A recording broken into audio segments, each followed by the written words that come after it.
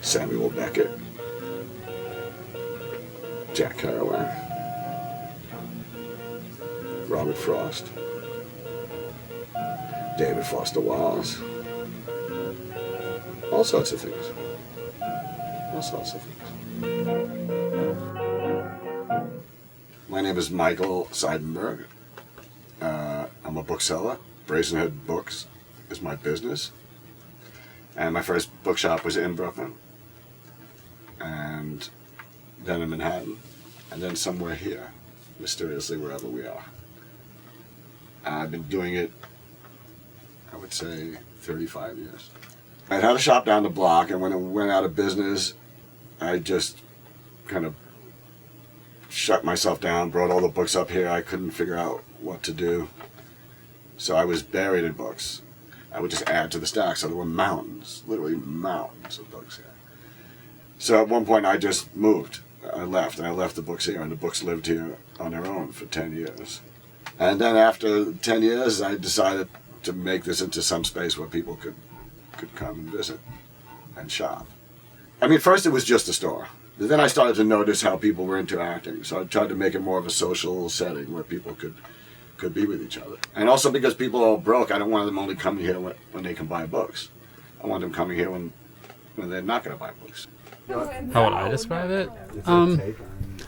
It's like sort of like a sort of anti-commercial commercial space. It's a place that sort of imparts a sense of like the dignity of books without sort of making them into library or museum items. It sort of makes it feel like there's a living culture of people who enjoy reading and people who are writers and who get together and who drink and talk. We often have salons on Thursdays and Saturdays. They're just about people coming together and looking through the books and, you know, discussing art and politics and what have you. Everyone's comfortable here, even if they're not book people. They just like to hang out. One woman comes just to smoke pot in a room full of books. She doesn't think she's a book person, but something's bringing her here. I like that the comfort goes beyond people who even actually connect with books, that it's a deeper thing. I think the first time I came here was when it was just a lot of other interesting people, and everybody just felt like, yeah, this is a great place and it's special. A lot of my customers are really young, which makes sense. I mean, they're searching for what is gone. I would have thought, oh, they're all going to be interested in whatever's hot right now. But not when they're here. They want to know, like, what was hot years ago. What's not hot now that was? There's just so many things they don't get to experience that I got to experience. So I can share those things with them for as long as I can. Something that's very special about this bookstore is that not only does Michael personally buy each book that's in here, usually owners of used bookstores don't have many rare editions, and Michael has a lot. We have a whole room of rare books, and those are really valuable in a monetary sense, but also in a very, like, you know, if you love books, you understand why they're so important. I believe we have a book for $2,500, which is Catch-22, the first edition. You know, I'm so slow at selling books that I never really think of them, that I can't have them when they're here. You know, especially some books you just have so long. But then they go. And it's happened in the past, other people, and I like see them carrying a book, and I think, oh, shit. And maybe it says something on my face at the time. But when someone notices, has the empathy to realize it's painful for me, then I know it's the right person instantly. So it puts me at ease. I feel like I'm always finding cool things here. The most recent one I bought, which was really cool, was like this.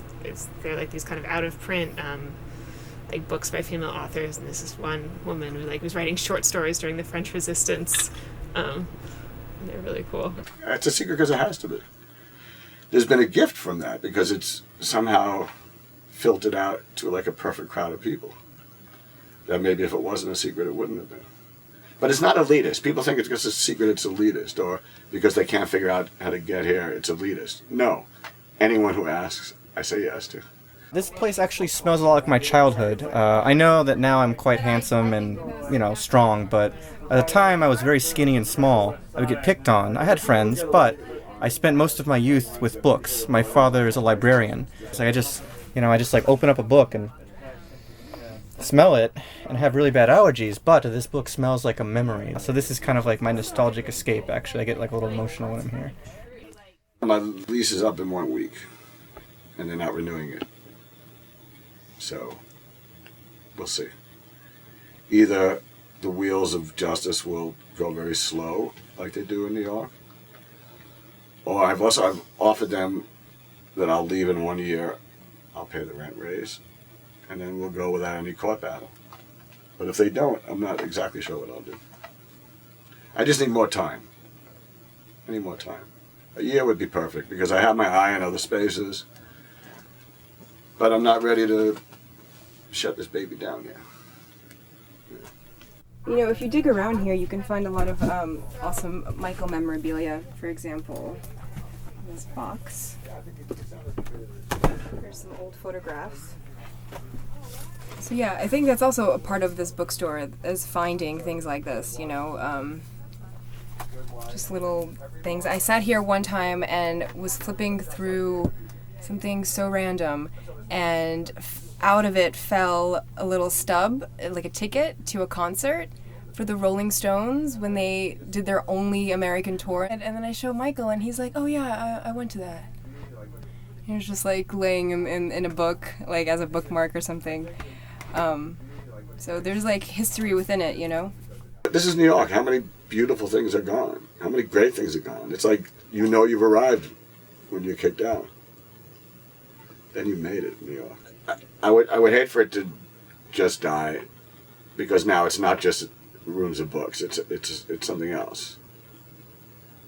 It's something else. So I would like to take it to another space, get it going, give it away.